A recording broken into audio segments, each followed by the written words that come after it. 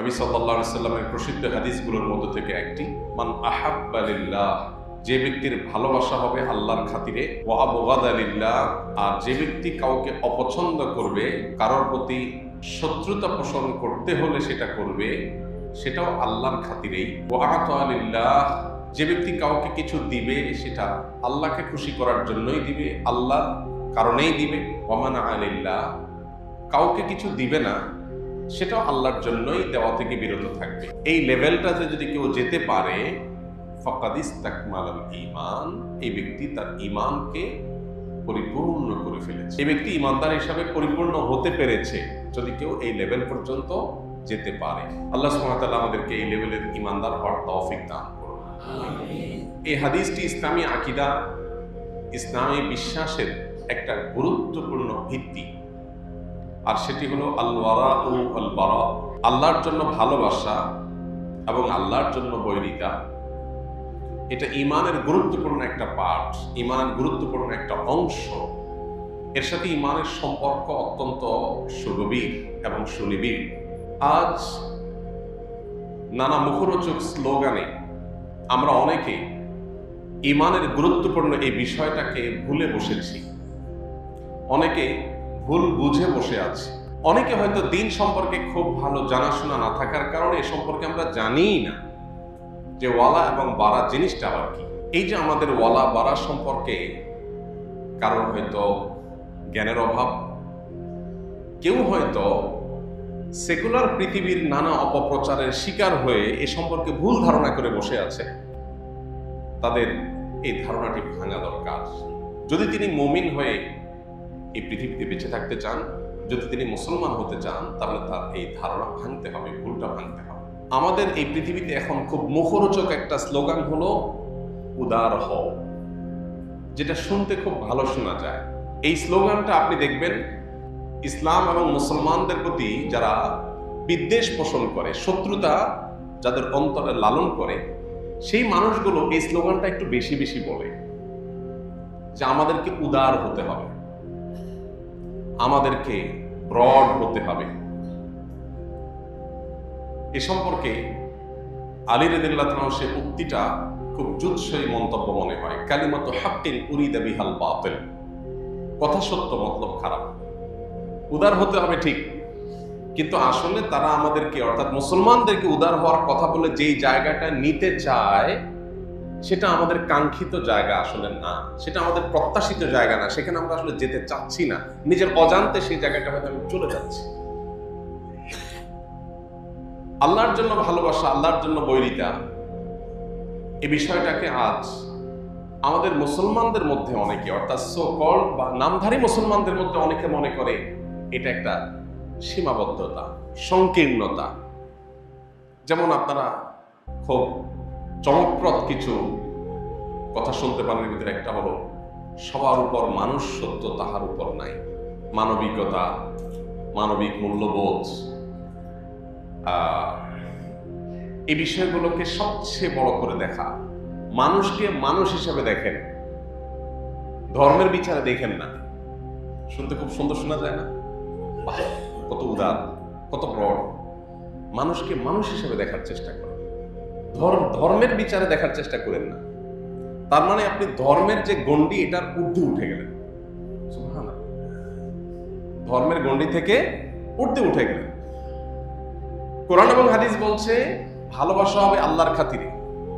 একজন মানুষ আল্লাহর প্রতি ঈমান আনছে, তাকে আমি ভালোবাসবো, আমার ভালোবাসাটা তার জন্য হবে আল্লাহর খাতিরে, বিকজ তিনি আল্লাহর প্রতি বিশ্বাসী, তিনি আমার লোক, আমি তার লোক, আমরা একে অন্যের অভিভাবক। কোরআনে বারবার যে কথাটি আল্লাহ বলেছে, ঈমানদাররা পরস্পর পরস্পরের অভিভাবক, ঈমানদাররা পরস্পর পরস্পরের বন্ধু, আপন।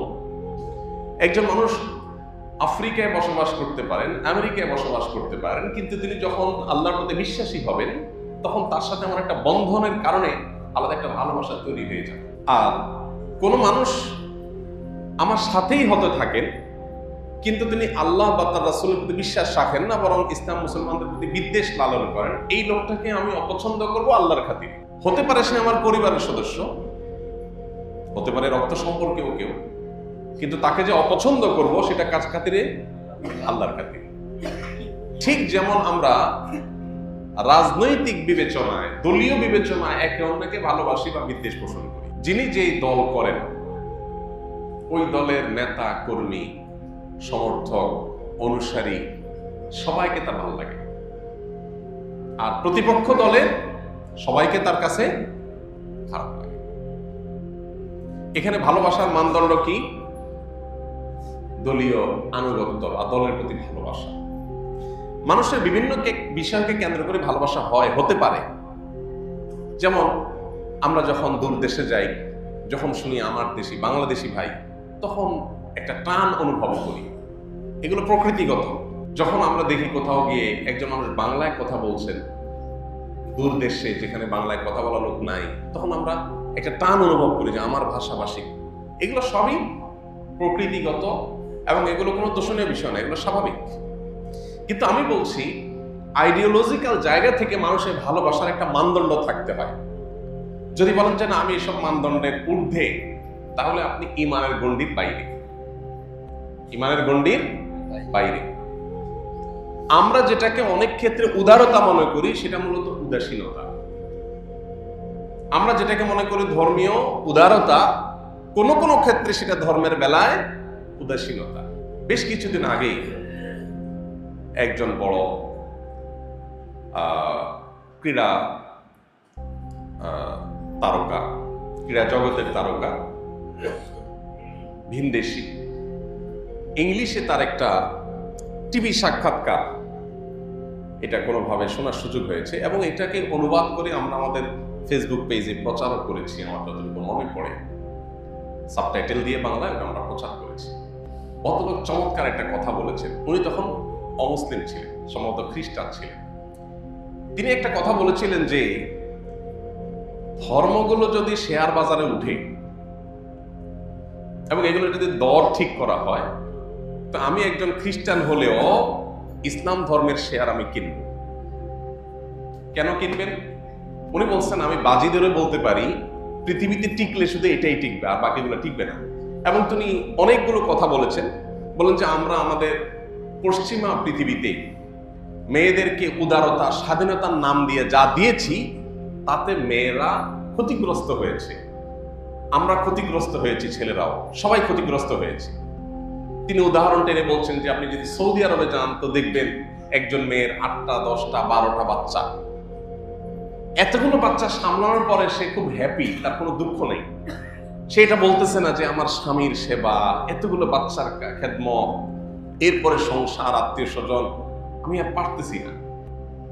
কিন্তু এর বিপরীতে আপনি দেখবেন আমাদের পশ্চিমা পৃথিবীতে, তিনি তার তখনকার কথা বলছেন যে পশ্চিমা পৃথিবীতে নারী অধিকার দেওয়ার নাম করে নারীদেরকে যা দেয়া হয়েছে তাতে তারা ডিপ্রেশন এবং ফ্রাস্ট্রেশন ছাড়া আর কিচ্ছু পায় নাই। শুধু নারীরা না, ছেলেরাও পরিবার ব্যবস্থাপনা ভেঙে পড়ে গেছে, কোনো স্বামী নাই, সংসার নাই, ছেলে মেয়ে নাই, ঝামেলা নাই, তারপরও সে ডিপ্রেসড, সে বেঁচে থাকতে চায় না। হতাশা তাকে গ্রাস করে ফেলে, সে মেডিসিন নিয়ে ঘুমাতে চায়, সে মাদক নিয়ে কোন রকম পৃথিবীর জগৎ থেকে বাইরে গিয়ে সে কোন রকম বেঁচে থাকতে চায়। এই কঠিন বাস্তবতা কথা তিনি তুলে ধরেছেন এবং সেখানে একটা কথা বলেছেন যেটা আমার মূল আলোচ্য বিষয়, সেটা হলো তিনি বলেছেন যে if you tolerate for everything you are stand for nothing.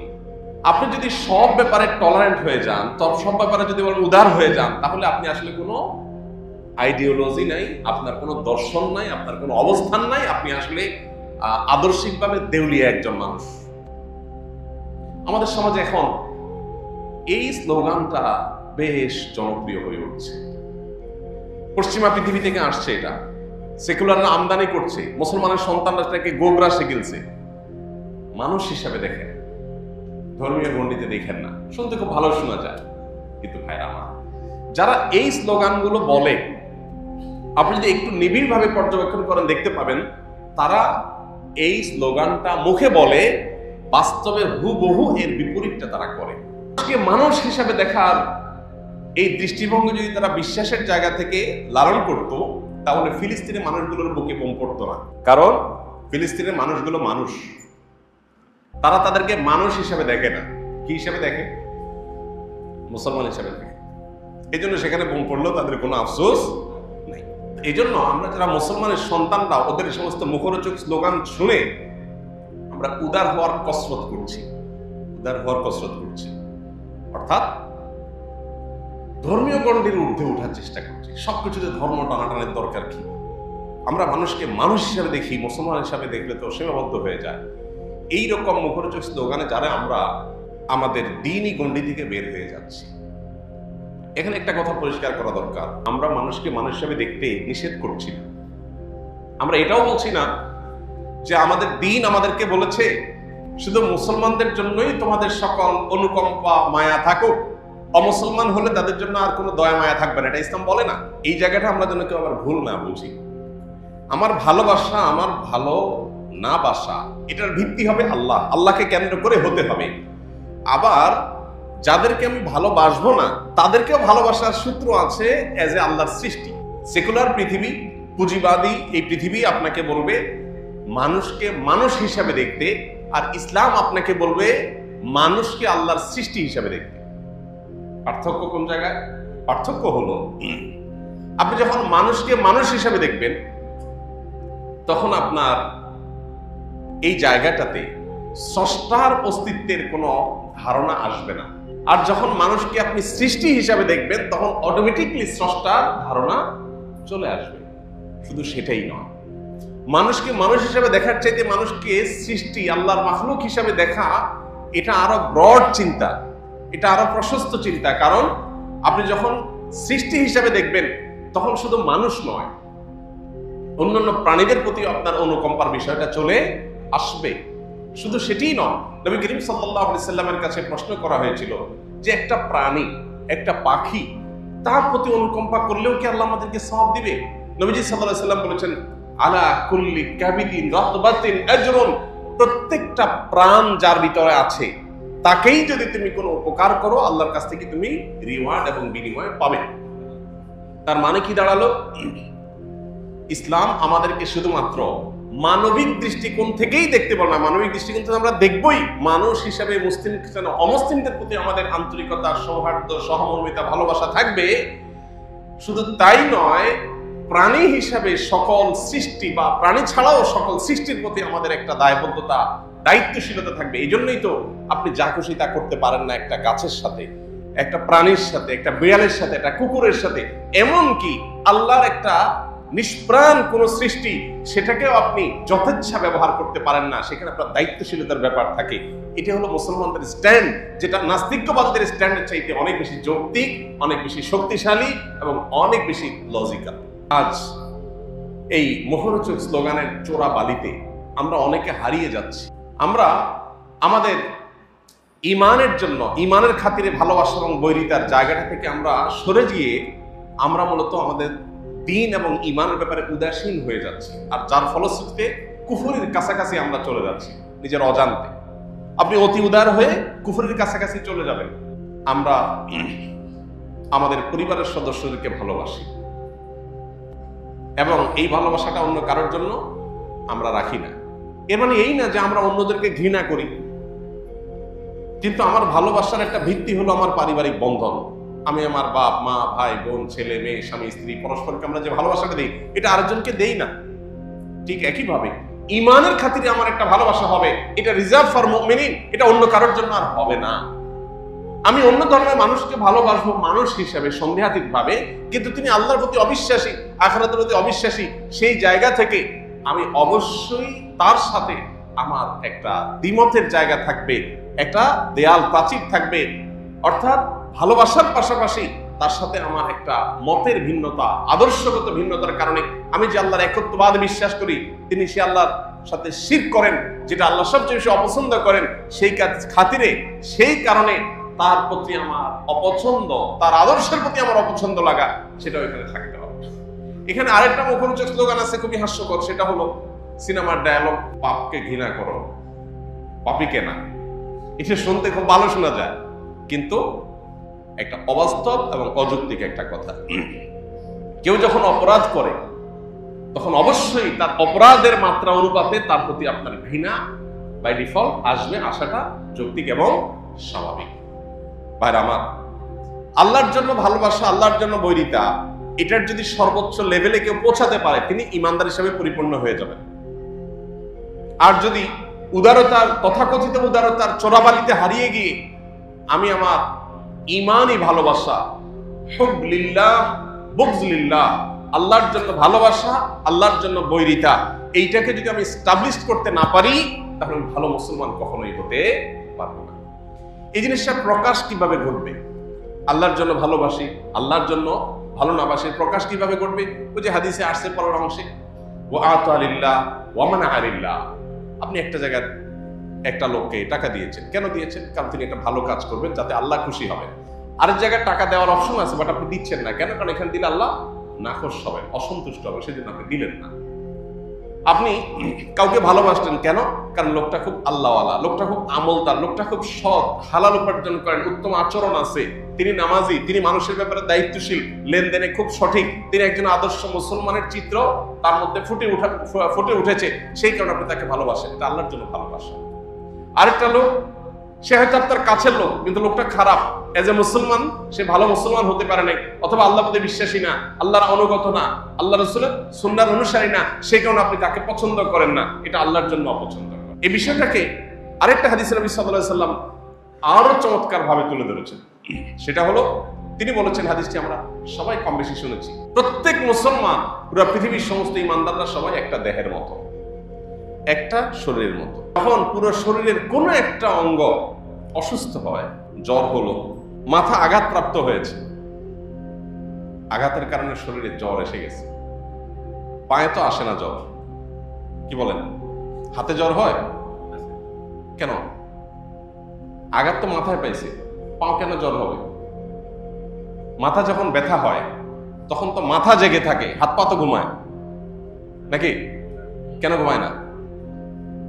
কারণ দেহের প্রত্যেকটা অঙ্গ প্রত্যঙ্গ একে অন্যকে এতটা অনুভব করে, বা একটার সাথে আরেকটার নিবিড় সম্পর্কে এতটাই গভীর যে একটা যখন কষ্ট অনুভব করে, হাত যখন ভাঙে তখন পুরো শরীর ব্যথা অনুভব করে, কষ্ট অনুভব করে। হাত যখন কোনো কারণে কেটে যায় তখন সে কাটার কারণে ব্যথা অনুভব করে। জ্বর যখন হয় পুরো শরীরের হয়, হয়তো আঘাতটা কোনো একটা অঙ্গ পেয়েছে কিন্তু পুরো শরীর সেটাকে ফিল করে, অনুভব করে।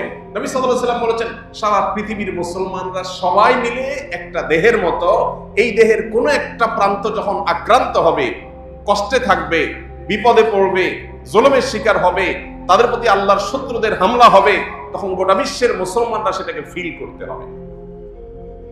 যদি সে মুসলমান হয়ে থাকে, আপনি মুসলমান কিনা এটা একটা টেস্ট, এটা একটা পরীক্ষা যে পৃথিবীর কোন প্রান্তের মুসলমানের কষ্টে আপনি কষ্ট ফিল করেন কিনা। আর যদি মনে করেন যে না আমি তো ভালো আছি, আপনি বরং মজা নেন, তাহলে সেক্ষেত্রে আপনি নিজেকে মুসলমান হিসেবে দাবি করতে পারেন না। ভাইরা আমার, এই বিষয়টা আজ বড় অভাব চলছে। আমরা পারিবারিক ভিত্তিতে ভালোবাসা, ভাষার কারণে পরস্পরের প্রতি ভালোবাসা, একই ভূখণ্ডের একই এলাকার মানুষ হওয়ার কারণে ভালোবাসা, এরকম আরো নানা ভালোবাসার সাথে আমরা পরিচিত, কিন্তু আল্লাহর সাথে, আল্লাহর কারণে ভালোবাসার সাথে আমরা বেশিরভাগ মানুষ সেভাবে পরিচিত না। আল্লাহ তাআলা বলেছেন, ওয়াল্লাযীনা আমানু আশাদ্দু হুব্বান লিল্লাহ, যারা আল্লাহর প্রতি ঈমান এনেছে তারা সবচেয়ে প্রগাঢ় ভালোবাসাটা আল্লাহকে দেয়, বা আল্লাহর কারণে মানুষকে দেয়, বা অন্য সৃষ্টিকে দেয়। একটা প্রাণীর প্রতিও তার যে মায়া হয় সেটা সৃষ্টি হিসাবে হয়। এখানে দৃষ্টিভঙ্গিটা সৃষ্টি হিসাবে মানুষের গণ্ডি থেকে আরো ঊর্ধ্বে, এবং এটা আমাদেরকে স্রষ্টার অস্তিত্বের প্রতি বিশ্বাস বদ্ধমূল করে দেয়। আল্লাহর জন্য আমাদেরকে, আল্লাহর জন্য ভালোবাসা, আল্লাহর জন্য বৈরিতা, ওয়ালা এবং বারার এই গুরুত্বপূর্ণ বিষয়টাকে আমাদের জীবনে যেন এস্টাবলিশ করার তৌফিক দান করে। প্রিয় ভাইরা আমার, আজ পশ্চিমা দুনিয়াতে তারা নানা দিক থেকে এগিয়ে আছে আমাদের চাইতে, এবং এগিয়ে থাকার কারণে তাদের থেকে যা পাই সেটাকেই গোগ্রাসে গেলার একটা প্রবণতা আমাদের সমাজে প্রকট আকার ধারণ করেছে। এটা এক দুর্ভাগ্যজনক বাস্তবতা। আমাদের শিক্ষিত তরুণরা, শিক্ষিত মানুষজন অনেকেই আছেন যে ওদের আমাদের চাইতে জাগতিক জ্ঞান বিজ্ঞানে এগিয়ে থাকা, নানান দিক থেকে এগিয়ে থাকার কারণে ওদের কাছ থেকে যেটাই পাই সেটাই আমরা গোগ্রাসে গেলি, আর ওরাও পরিকল্পনা করে আমাদের সমাজে সেগুলোকে পুশ করার জন্য হাজারটা চেষ্টা করে, শত শত হাজার হাজার কোটি টাকার ফান্ড তারা এই জন্য দেয়, যাতে করে মুসলমানদের সমাজ ব্যবস্থাতে এগুলো ঢুকিয়ে দেয়। মনে রাখবেন, কেন আপনাকে ওরা ধর্মীয় গণ্ডি থেকে বের করতে চায়, ঊর্ধ্বে ওঠার কথা বলে, মুখরোচক কথা বলে কেন আপনাকে সে আল্লাহর জন্য ভালোবাসা বৈরিতা এটার ঊর্ধ্বে ওঠাতে চায় যে তুমি তোমার ধর্মের কারণে কেন ভালোবাসো, মানুষের পর কারণে ভালোবাসো, আরো উপরের গণ্ডিতে ওঠো কেন চাচ্ছে? তারা মূলত চাচ্ছে আপনাকে আপনার গণ্ডি থেকে বের করতে। কেন বের করতে চায়? কারণ তারা জানে মুসলমানদের শক্তির জায়গায় হলো এটা। গোটা বিশ্বের মুসলমানরা বিভিন্ন ভূখণ্ডে বসবাস করতে পারে, বিভিন্ন ভাষায় কথা বলতে পারে, বিভিন্ন বিষয়ে তাদের মধ্যে ব্যবধানের প্রাচীর থাকতে পারে, কিন্তু ঈমানের সুতে সবাই আমরা গাথা একই মালায়। সেই জায়গা থেকে আমরা একে অন্যকে ফিল করব, অনুভব করব, এটা আমাদের অনেক বড় শক্তির জায়গা। এই জায়গাটা যদি আমরা সঠিকভাবে অ্যাড্রেস করতে পারি, এই জিনিসটা যদি আমরা সঠিকভাবে ধারণ করতে পারি, তাহলে পৃথিবীতে কেউ আমাদেরকে হারাতে পারবে না। এই জন্য তারা আমাদেরকে এই গণ্ডি থেকে বের করতে চায়। টোকটা দেয় খুব মুখরোচক, আদারটা দেখতে খুব সুন্দর। আমাদেরকে বলে মানুষ হিসাবে দেখেন সবাইকে, সবার উপর আল্লাহ সত্য, তার উপরে সবার উপর মানুষ সত্য। মানে আল্লাহ তাআলার গুণবাচক নাম হক, হুয়াল হক, তিনিই সত্য। আল্লাহর অস্তিত্বই চূড়ান্ত, আর কোনটা চূড়ান্ত না, সবই ধ্বংসশীল, শুধু আল্লাহর অস্তিত্বই থাকবে। তিনিই একমাত্র মহাসত্য, আর কেউ না। কিন্তু সেখানে আল্লাহর জায়গায় মানুষকে বসানো হচ্ছে। আমরা চিন্তা করছি তাই তো, আমি মানবিক হচ্ছি, আমি মানবতাবাদী হচ্ছি। স্লোগানগুলো খুব সুন্দর, মানবতাবাদী, মানবিক। যারা এই স্লোগান দেয়, আপনি আপনার বিবেকটাকে উন্মুক্ত করে যদি আপনি দেখেন, আমি আপনাকে চ্যালেঞ্জ করে বলতে পারি, আপনার বিবেক আপনাকে বলবে পৃথিবীতে সবচেয়ে বেশি অমানবিক ওরা। আপনি একটু ডানে বামে খেয়াল করলে দেখবেন ওদের অমানবিকতার হাজারটা চিত্র। ওরা আপনাকে জবাব দিয়ে তার আওতায় আনবে, ওরা কোনো জবাব দিয়ে করবে। ছোট একটা এক্সাম্পল দিই। আমরা কে না জানি কোন ব্যক্তিকে দোষী হিসাবে অভিযুক্ত করেই তাকে শাস্তি দেওয়া যাবে না যতক্ষণ পর্যন্ত সেটা প্রমাণ না হয়। এটা আমরা জানি না মোটামুটি সবাই। আমরা এটাকে এখন আরো সুন্দর করে বলি মব জাস্টিস, আইন হাতে তুলে নেওয়া। এগুলো কি ভালো না খারাপ? খারাপ। এই খারাপ পৃথিবীর সব সমাজই তো বলে নাকি? এবং যারা এগুলো বেশি বেশি বলে তাদের চরিত্রটা যদি আপনি দেখেন, ইরাকে হামলা করেছে কি অভিযোগে? সেখানে এমন কিছু অস্ত্র আছে যেগুলো মানবতার জন্য হুমকির। সেই অস্ত্র তাদের নিজেদের কাছে আছে, বাট তাদের কাছে আছে, এটা থাকতে পারে না, এই জন্য হামলা করছে। ওকে, হামলা করে একটা দেশ, একটা জাতি তছনছ করে শেষ করে দেওয়া হয়েছে। হাজার হাজার মানুষ হত্যা করা হয়েছে, হাজার হাজার নারী বিধবা হয়েছে, শিশু এতিম হয়েছে। শেষে সে অস্ত্র কি পাওয়া গেছে? যায়নি। তাহলে এই যে একটা ভুল আক্রমণ, প্রথমত আপনি কাউকে অভিযুক্ত করেই তাকে হামলা করছেন প্রমাণ হওয়ার আগে, এটা মব জাস্টিস। আপনি যখন একজন মানুষকে রাস্তায় চোর সন্দেহে ধরে তাকে গণপিটুনি দিয়ে মেরে ফেলবেন, এটা মব জাস্টিস। এটাকে আপনি খারাপ করেন, আমিও খারাপ করি। তো আপনি যখন একটা দেশের উপরে হামলা করেন শুধুমাত্র সন্দেহের ভিত্তিতে, আপনি অভিযোগ করছেন আর হামলা করার জন্য রাইট হয়ে গেছে আপনার জন্য, প্রমাণ হওয়ার জন্য অপেক্ষা করলেন না। এমনকি সেটা নাই যে সেটা প্রমাণ হয়ে গেছে, এরপর একটাবার সরি পর্যন্ত বলার প্রয়োজন অনুভব করলেন না। আপনার মতো এই আদর্শের মতো অথর্ব এবং আদর্শিকভাবে মুনাফিকি আদর্শ পৃথিবীতে আরেকটা হতে পারে? এখন আমরা আমাদের পার্শ্ববর্তী দুই দেশের মধ্যে যে যুদ্ধ লেগে গেছে দেখলাম, সেখানে আপনি একই জিনিস দেখতে পাচ্ছেন। একটু চোখ কান খুললে আপনি দেখবেন যে একই জিনিস হুবহু হয়েছে। যে এখানে আপনার অভিযোগ যে আমার দেশে দুর্ঘটনা ঘটেছে, হামলা হয়েছে, এটা তুমি করেছো, এই অভিযোগের ভিত্তিতে আমি সেখানে হামলা শুরু করলাম।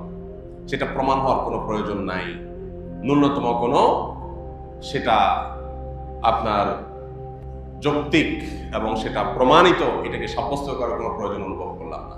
তাহলে যারা আমাদেরকে বলছে যে মব জাস্টিস করা ঠিক না, আইন হাতে তুলে নেওয়া ঠিক না, তারা কিন্তু সারাদিন এই কাজটা করছেন।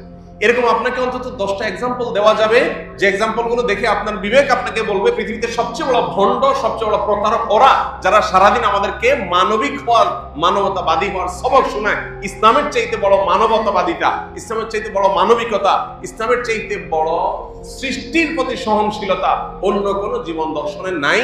যেগুলো আছে সেগুলো মুখরোচক এবং বাহ্যিক দৃষ্টিকোণ থেকে ভেতরে অন্তঃশাসন। আমাদের অনেক মুসলমানের সন্তানরা এখনো নিজেদের অবস্থানটাকে তারা পরিষ্কার করতে পারেননি। তারা এখনো আজকের এই বিশ্ব পরিস্থিতিকে বিবেচনা করে, মূল্যায়ন করে কোনটা সঠিক কোনটা বেঠিক সেটা ধরতে পারেন নাই। দেখবেন যে অনেক মুসলমানের সন্তান মুসলমানদেরকে দোষে এবং মুসলমানদের শত্রুদেরকে আপন মনে করে ওরা অনেক শান্তিকামী। মুখরোচক আরেক শব্দ, শান্তিকামী। সবচেয়ে বেশি অশান্তি যারা করেছে তারা নাকি শান্তিকামী। নবী করিম সাল্লাল্লাহু আলাইহি সাল্লামের পুরো জীবনকে এমন ভাবে দেখায় যে উনি একজন যুদ্ধবাজ মানুষ ছিলেন। নাউজুবিল্লাহ। আমরা এর আগেও বলেছি 26টি যুদ্ধে প্রায় অংশগ্রহণ করেছেন নবী করিম সাল্লাল্লাহু আলাইহি সাল্লাম। 26টি যুদ্ধ, এক একটা নাম শুনলে, বদর, উহুদ, খন্দক, গোটা পৃথিবী যেগুলোকে চিনে, মনে হচ্ছে কি বিশাল বড় যুদ্ধ, মহাধ্বংসযজ্ঞ হয়েছে, কত হাজার হাজার লাখ লাখ মানুষ যেন মারা গেছে। এই সবগুলো মিলে 400-র বেশি মানুষ মারা যায়। চিন্তা করেন, মুহাম্মদ সাল্লাল্লাহু আলাইহি সাল্লাম তার যে আদর্শ বাস্তবায়ন করেছেন পৃথিবীতে, এটার জন্য সাকুল্যে 1000 মানুষের জীবন দিতে হয় নাই, মাত্র 400 মানুষ এই 26টা যুদ্ধে, তাও দুই পক্ষের মুসলমান সব মিলে তারপর মারা গেছে। আর এখন একটা বোমা হামলায় হাজার হাজার মানুষ মারা যায়। এরা নাকি শান্তিকামী, এরা নাকি মানবতাবাদী, ইসলাম নাকি অশান্তি। ভাইরা, আজ আমাদের ঈমান ছিনতাই হচ্ছে, ঈমান চুরি হয়ে যাচ্ছে, এই সমস্ত মুখরোচক স্লোগানের চোরাবালিতে হারিয়ে যাচ্ছে। আল্লাহ আমাদেরকে ফিতনার এই সময়টাতে ঈমানকে ধরে রাখার তৌফিক দান করুন। আমাদের ভালোবাসা হবে কার খাতিরে? আমাদের শত্রুতা, বিদ্বেষ, বৈরিতা, অপছন্দনীয়তা, এটা হবে কার খাতিরে? আল্লাহর খাতিরে। এবং এই জায়গাটা যদি আপনি খুব বেশি এস্টাবলিশ করতে পারেন, তো আমার কথা নয়, মুহাম্মদ সাল্লাল্লাহু আলাইহি সাল্লামের সার্টিফিকেট হলো ফাকাদ ইসতাকমালাল ঈমান, তাহলে আপনার ঈমান পরিপূর্ণ হয়ে গেল। আল্লাহ আমাদেরকে সেই জায়গায় যাওয়ার তৌফিক দান করুন। আমরা অতি উদার হতে যাব না, উদার হব, অতি উদার হতে যাব না। অতি উদারতা ভালো জিনিস না। আপনি আপনার মায়ের পেটের ভাই, তার প্রতি আপনার একটা ভালোবাসা যেটা অন্য কারোর জন্য নাই। এখানে যদি আপনি অতি উদার হতে যান, সেটা কি ভালো হবে না খারাপ হবে? অবশ্যই খারাপ হবে। আপনার ভাইয়ের জন্য যে ভালোবাসাটা, এটা আর কারোর জন্য থাকতে পারে? আপনার বাবার জন্য যে ভালোবাসা, সেটা আর কারোর জন্য থাকতে পারে না। আপনি তো এখানে বলেন না, ভাই দেখে তাকে আমি বিশেষ ভালোবাসা দিব, এটা তো সংকীর্ণ চিন্তা। আমি একটু উদার হওয়ার চেষ্টা করি, আমি আরেকজনকেও একই জায়গায় দেব, তাহলে সেটা আপনার অবস্থানগত দেউলিয়াপনা হবে, এটা উদারতা হবে না। এই জন্য দ্বীনের নামে, উদারতার নামে আমাদেরকে যারা আজ মুখরোচক নানা স্লোগান দিচ্ছে, তারা মূলত আমাদেরকে আমাদের দ্বীনের ব্যাপারে উদাসীন করছে।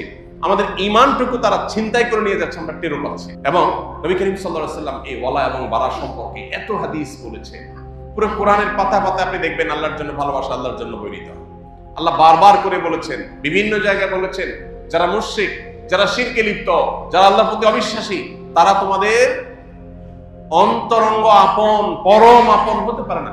মানুষ হিসাবে অবশ্যই, প্রতিবেশী হিসাবে তাদের প্রতি সদাচরণ কাম্য, নির্দেশিত। শুধু তারা কেন, কোন প্রাণীও যদি হয়, তার মুখে পানির ফোঁটা দেওয়া, খাবার তুলে দেওয়ার শিক্ষা ইসলাম আমাকে দিয়েছে। সো আমি অন্য ধর্মাবলম্বী ভাইদের সাথে সামাজিক শান্তিপূর্ণ সহাবস্থান বজায় রাখা, মানুষ হিসাবে মানবিক তার যে পাওনাগুলো সেগুলো তাকে দেওয়া, এবং তার প্রতি সর্বোচ্চ শ্রদ্ধা ভালোবাসা রাখা এজ এ মানুষ, সেটা আমরা করব। আমাদের নবীজি সাল্লাল্লাহু আলাইহি ওয়াসাল্লাম ইহুদীর লাশ দেখে দাঁড়িয়ে গেছে। জিজ্ঞাসা করা হলো, ইয়া আল্লাহর রাসূল, এটা তো ইহুদীর লাশ। বলেছেন, আলাইসাত নাফসা, মানুষ না? অতএব সেই জায়গাটাতে আমাদের অবস্থান ঠিক থাকতে হবে, কিন্তু আমাদের একটা রিজার্ভ ভালোবাসা চূড়ান্ত পর্যায়ে, সেটা হবে শুধুমাত্র আল্লাহর খাতিরে, অন্য কারোর খাতিরে হতে পারে না। আল্লাহ আমাদেরকে সেই লেভেলের ভালোবাসা অর্জন করার তৌফিক দান করুন। এবং সেই লেভেলের ভালোবাসা শুধু হলে হবে না, বৈরিতাও লাগবে। ইব্রাহিম আলাইহিস সালাম বলেছেন, ইন্নী বারীউম মিনাল মুশরিকিন, আমি মুশরিকদের থেকে মুক্ত। মুশরিকদের লোক আমি না, আমি ওদের লোক না। হ্যাঁ, মানুষ হিসাবে সে বিপদে পড়বে, 100 বার তার মুখে হাসি আমি খাবার তুলে দেবো, 100 বার তার পাশে আমি দাঁড়াবো, 100 বার প্রতিবেশীর সাথে সদাচরণ করব, তার সাথে সুন্দর আচরণ করব, হাসিমুখে ব্যবহার করব, সবই ঠিক আছে। কিন্তু তার আদর্শের থেকে আমি মুক্ত, তার আদর্শের ধারে কাছেও আমি নেই, আমার সাথে তার আদর্শিক দূরত্ব, ভিন্নতা, প্রাচীর এবং দেয়াল আছে। এগুলোকে যদি তুলে দিয়ে আপনি উদার হতে চান, তো আপনি আর যা হোক মুসলমান হতে পারবেন না। আল্লাহ আমাদের সবাইকে বুঝার তৌফিক দান করুন, আমল করার তৌফিক দান করুন। গোটা বিশ্বের কোথাও মুসলমান আক্রান্ত হলে আমি কষ্ট পাবো, মুসলমানের দুঃখে আমি দুঃখী হব, মুসলমানের সুখে আমি সুখী হব, মুসলমানের কল্যাণকামী হব, তার বিজয় প্রত্যাশী হব, তার ভালো চাইব, সেটা পৃথিবীর যে প্রান্তের মুসলমানই হোক না কেন। আমি মানবিকতার জায়গা থেকে অন্য ধর্মের মানুষের প্রতি আমার সহানুভূতি থাকবে। শুধু তাই নয়, মানবিকতার আরো ঊর্ধ্বের গণ্ডিতে গিয়ে সৃষ্টি হিসাবে যে কোনো সৃষ্টির প্রতি আমি দায়িত্বশীল আচরণ করব। আল্লাহর কাছে তার জন্য আমার জবাবদিহিতা আছে। এই জায়গাটা আমাকে আমাকে উন্নত চরিত্রের যে লেভেলে নিয়ে যাবে, তথাকথিত শুধু মানবিক যে স্তর বা লেয়ার, এই মানবিকতার লেয়ারে যে আমরা ততদূর যেতে পারবো না। সৃষ্টি হিসাবে যখন আমরা দেখব গোটা পৃথিবীকে, সৃষ্টি জগৎকে এবং আমাদের সবাইকে, তখন আমাদের দায়িত্বশীলতার পরিমাণটা আরো বাড়বে। কিন্তু দিন শেষে অ্যাজ এ মুসলিম আমার ভালোবাসাটা আল্লাহর খাতিরে রিজার্ভ থাকতে হবে। আল্লাহ আমাদের সবাইকে সে তৌফিক দান করুন।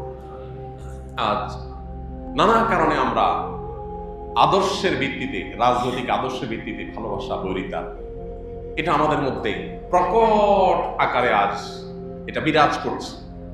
এটা আমাদের সবার কাছে ক্রিস্টাল ক্লিয়ার যে আমরা রাজনৈতিক বিভিন্ন মতাদর্শের ভিত্তিতে আমাদের ওয়ালা এবং বারাকে আমরা ভালোবাসা এবং বৈরিতাকে আমরা স্টাবলিশ করে ফেলেছি।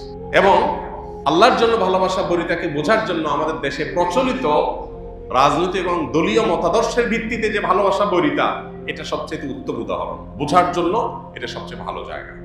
অতএব এখান থেকে বুঝে এই জায়গাটাই শুধু আল্লাহ তার রাসূলের জন্য আমি যদি রিজার্ভ করে ফেলতে পারি, দ্যাটস এনাফ। আমার ভালো মুসলমান হওয়ার জন্য এটাই যথেষ্ট হবে ইনশাআল্লাহ। আল্লাহ রাব্বুল আলামিন গোটা বিশ্বে মুসলমানদের জন্য কল্যাণ হয় সেরকম কাজ আমাদেরকে করার তৌফিক দান করুন।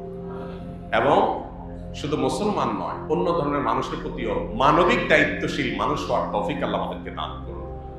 এবং তারও ঊর্ধ্বে উঠে সৃষ্টি জগতের প্রতিটি সদস্য, প্রতিটি বস্তু, তার প্রতি মুসলমান হিসেবে আমাদের যে দায়িত্বশীল হওয়ার কথা, আল্লাহ তাআলা সেটাও আমাদেরকে হওয়ার তৌফিক দান করুন। তাহলে সেক্ষেত্রে আমরা আল্লাহর প্রিয় পাত্র হতে পারবো, ভালো মুসলমান হতে পারবো, জান্নাতি হওয়ার উপযুক্ত আমরা হতে পারবো। এবং আমাদের আশেপাশে যত অশান্তি, যত হামলা পাল্টা হামলা, এগুলোর সবগুলোর অবসান ঘটে আল্লাহ রাব্বুল আলামিন শান্তিপূর্ণভাবে আমাদেরকে বসবাস করার তৌফিক দান করুন। বিশেষ করে আমাদের প্রিয় এই মাতৃভূমি, এই মাতৃভূমিকে আল্লাহ তাআলা সকল প্রকার অশান্তি, সকল প্রকার শকুনের চোখ থেকে আল্লাহ তাআলা হেফাজত করুন। সকল প্রকার বিপদ, মুসিবত, জাতীয় পর্যায়ে সকল প্রকার পরীক্ষা থেকে আল্লাহ তাআলা আমাদেরকে রক্ষা করুন। আমাদেরকে ঐক্যবদ্ধ থাকতে হবে, ঈমানী শক্তিতে বলীয়ান হতে হবে। এটাই আমাদের সবচেয়ে বড় শক্তির জায়গা। এর চেয়ে বড় কোনো শক্তির জায়গা আমাদের আর নাই। আল্লাহ এটা আমাদেরকে বোঝার তৌফিক